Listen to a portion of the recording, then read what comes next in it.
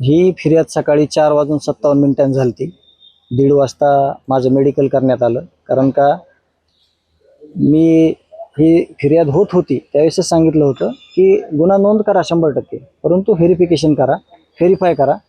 परंतु तसं न होता घाई कशाची झाली होती हे मला माहीत नाही.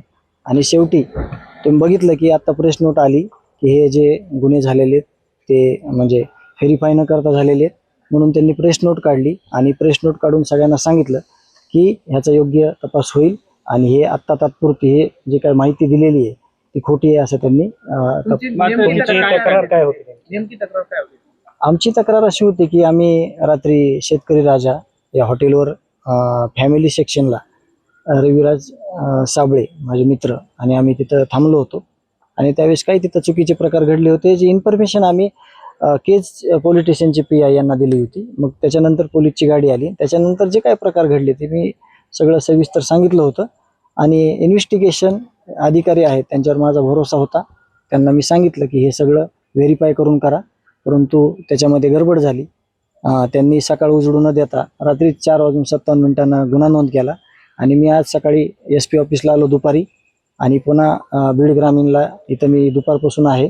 आत्ता ज्यावेळेस खरं तर DYSP साहेबांचा 5-6 तासाचा वेळ या पोलीस स्टेशनला आपण बघितला सगळ्या पत्रकारांनी गेलेलं, तर हे सगळं निष्फळ आहे. यातून असं निष्पन्न झालेलं आहे. त्यामुळे येणाऱ्या काळामध्ये त्यांना मी अशी विनंती केली की खोटी तक्रार घेताना किंवा करताना व्हेरिफिकेशन करा. आणि मी तेच सांगत होतो, परंतु त्यांनी व्हेरिफिकेशन न करता गुन्हा नोंद केला होता माझ्यावर, तो आता मागे घेण्यात आला. मात्र तुम्ही देखील फिर्याद दिलेली होती. तुमची काय फिर्याद होती आणि नेमकं तिथं काय घडलं? तिथं जी परिस्थिती झाली त्याची मी इन्फॉर्मेशन दिली होती फक्त की इथं अशी अशी परिस्थिती आहे, ती हाताबाहेर जाऊ नये किंवा तिथं काही गैरप्रकार घडू नये म्हणून मी PI साहेबांना इन्फॉर्मेशन दिली. त्यांनी माझ्या मी रात्री सांगत होतो, अंगरक्षक सांगत होते की धनंजय भैया गाडीच्या खालीच उतरले नाहीत तर बाकीच्या काही गोष्टी घडायचा प्रश्नच येत नाही. आणि आम्ही सांगत होतो की CCTV फुटेज बघा, परंतु तसं न होता गुन्हा नोंद झाला होता. म्हणून मी आज सकाळपासून बऱ्याचशा बातम्या पत्रकार बंधूंच्या माध्यमातून बघितल्या की फरार आरोपी झाला किंवा समजा अटक झाली, अरेस्ट झाली. तर मी स्वतः SP ऑफिसला गेलो अगोदर, पुन्हा इथं बीड ग्रामीणला आलो आणि सगळी इन्फॉर्मेशन DYSP साहेबांना घेतली. त्यातून असं निष्पन्न झालं की हा गुन्हा हा चुकीचा आहे.